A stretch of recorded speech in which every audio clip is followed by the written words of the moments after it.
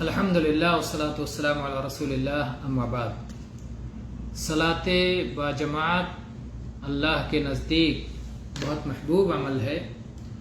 اس میں بہت سے عمومی اور خصوصی فوائد ہیں، اسی لیے اللہ تعالیٰ نے اس میں بہت بڑا اجر و ثواب رکھا ہے۔ رسول اللہ صلی اللہ علیہ وسلم نے اس کی ترغیب دی ہے، اس کا شوق دلایا ہے اور اس کا اجر و ثواب بیان فرمایا ہے۔ چنانچہ یہ حدیث دیکھتے ہیں، متفق علیہ ہے، صحیح بخاری میں 647 نمبر پر اور صحیح مسلم میں 649 نمبر پر۔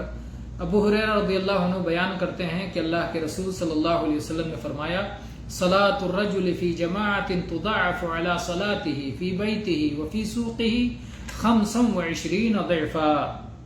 ایک شخص اپنے گھر میں صلاح پڑھتا ہے، یا ایک شخص اپنی دکان میں، اپنے بازار میں صلاح پڑھتا ہے، اور ایک شخص مسجد میں جا کر صلاۃ باجماعت ادا کرتا ہے، تو صلاۃ باجماعت ادا کرنے والے کو گھر میں اور بازار میں ادا کرنے کی بنسبت 25 گنا زیادہ اجر و ثواب ملتا ہے۔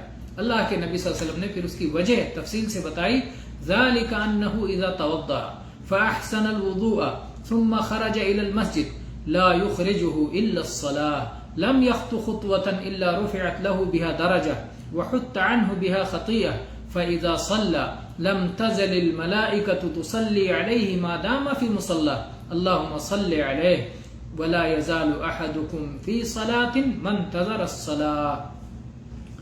آپ نے فرمایا کہ ایک شخص جب وضو کرتا ہے اور خوب اچھی طرح وضو کرتا ہے اور وہ مسجد کے لیے نکلتا ہے، اور اس کو نکالنے والی چیز صلاح ہوتی ہے، صلاۃ کی وجہ سے وہ اپنے گھر سے یا اپنی دکان سے نکلتا ہے، اس کی نیت کیا ہوتی ہے؟ صلاۃ ادا کرنا۔ اس نیت کے ساتھ نکلتا ہے تو جب بھی وہ کوئی قدم اٹھاتا ہے تو اللہ تعالیٰ اس کا ایک درجہ بلند کرتا ہے، اور جب وہ کوئی قدم رکھتا ہے تو اللہ تعالیٰ اس کا گناہ مٹاتا ہے۔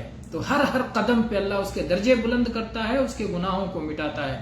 پھر جب وہ صلاۃ ادا کرتا ہے تو اللہ کے ملائکہ، اللہ کے فرشتے اس پر صلاۃ کی دعا کرتے رہتے ہیں، اس پر رحمت کی دعا کرتے رہتے ہیں۔ جب تک وہ اپنی صلاۃ والی جگہ میں بیٹھا رہتا ہے تب تک فرشتے کہتے ہیں اللہم صلی علیہ، اللہم صلی علیہ، اے اللہ تو اس پر اپنی صلاۃ نازل فرما، اے اللہ تو اس پر اپنی رحمتیں نازل فرما، اے اللہ تو اس کا چرچا بلند کر دے، اے اللہ تو اسے خیر کثیر سے نواز دے۔ تو صلاۃ یہ بہت بڑی دعا ہے جو ہم نبی صلی اللہ علیہ وسلم کے لیے کرتے ہیں، اللہم صلی علی محمد۔ اسی طرح فرشتے صلاۃ باجماعت پڑھنے والے کے لیے کہتے ہیں اللہم صلی علیہ، یا اللہ اس پر صلاۃ نازل فرما۔ تو کتنی بڑی دعا ہے جو فرشتے صلاۃ ادا کرنے والے کے لیے کرتے ہیں۔ پھر اللہ کے نبی صلی اللہ علیہ وسلم فرمایا وَلَا يَزَالُ أَحَدُكُمْ فِي صَلَاةٍ مَّن انتظر الصَّلَاةَ، اور آدمی کو برابر صلاۃ میں مانا جاتا ہے جب تک وہ صلاۃ کے انتظار میں رہے۔ کتنا بڑا اجر و ثواب ہے مسجد میں جا کر صلاۃ باجماعت کی ادائیگی کا۔ اللہ تعالی ہمیں اس فضیلت کو سمجھنے اور اسے اپنانے کی توفیق عطا فرمائے۔